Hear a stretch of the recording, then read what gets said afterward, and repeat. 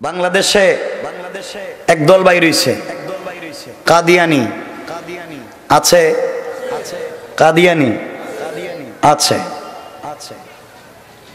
যারা বিশ্ব নবীকে শেষ নবী মানে না।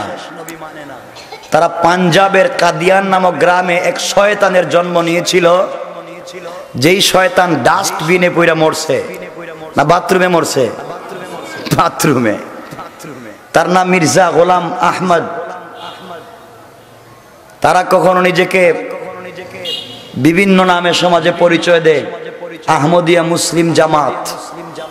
তারা বিশ্বনবীকে শেষ নবী মানে না। তারা মনে করে গোলাম আহমদ নবী ছিল। গোলাম আহমদ কি ছিল? ওর নামই তো ঠিক নাই, ওর নামই তো ভুল। গোলাম আহমদ ওর নামই তো ভুল। আল্লাহ দুনিয়ায় যত পয়গম্বর দিয়েছেন কারো নাম দুইটা ছিল না, এক নাম সমস্ত পয়গম্বরদের, মুহাম্মদ, ঈসা, মুসা, ইব্রাহিম, ইসমাইল, ইয়াকুব, ইউসুফ, এক নাম। কয়টা? কয়টা?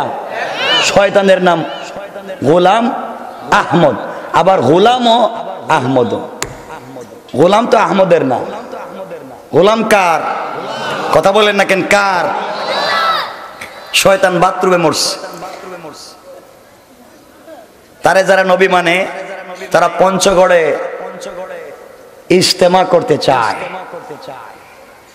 প্রশাসনের যে লোকগুলা,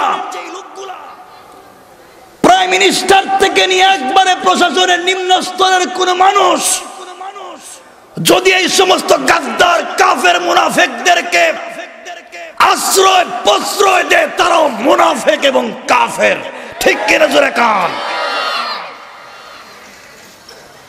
যারা এদের পক্ষে কথা বলে, মনে রাখবেন মুসলমানেরা, শেষ নবীকে শেষ নবী মানে না। শেষ নবীকে শেষ নবী মানার কথা আল্লাহ 250 হাদিস আছে, যে হাদিসগুলো রাসূল বলেছেন। 22 থেকে 23টা আয়াত আছে, যে আয়াতগুলো আল্লাহ বলেছেন শেষ নবী মুহাম্মদ সাল্লাল্লাহু আলাইহি ওয়াসাল্লাম। রাসূল নিজে বলেছেন আনা খাতামুন নবিয়্যিন, আমি শেষ নবী, আমার পরে কোনো নবী নাই। কিন্তু ওরা গোলাম আহমদকে নবী মানে। সুতরাং বিশ্ব নবীর পরে যারা নিজেকে নবী দাবি করবে তারা কাফের। তারা যাকে, এই ব্যক্তিকে যারা অনুসরণ করবে তারাও কাফের, যারা তাদেরকে সহযোগিতা করবে তারাও কাফের। ঠিক কিনা জোরে কান? এদেরকে কোনো সহযোগিতা করা যাবে না। আমার ভাইরা, এই কঠিন সময়ে আমাদেরকে কোন পথে চলতে হবে? ইসলাম এমনি এমনি এই পৃথিবীতে আসে নাই, অনেক কঠিন, অনেক কষ্টের মধ্য দিয়া এই পৃথিবীতে ইসলাম এসেছে। মনে রাখবেন, কাদিয়ানীদের বিরুদ্ধে কথা বলা এটা শুধু উলামায়ে কেরামের কাজ না। যারা কালিমা বিশ্বাসী, যারা বিশ্বনবীকে শেষ নবী হিসাবে বিশ্বাসী, সবার উপরে ফরজ কাদিয়ানীদের বিরুদ্ধে আন্দোলন করা। কথা বলেন ঠিক কিনা?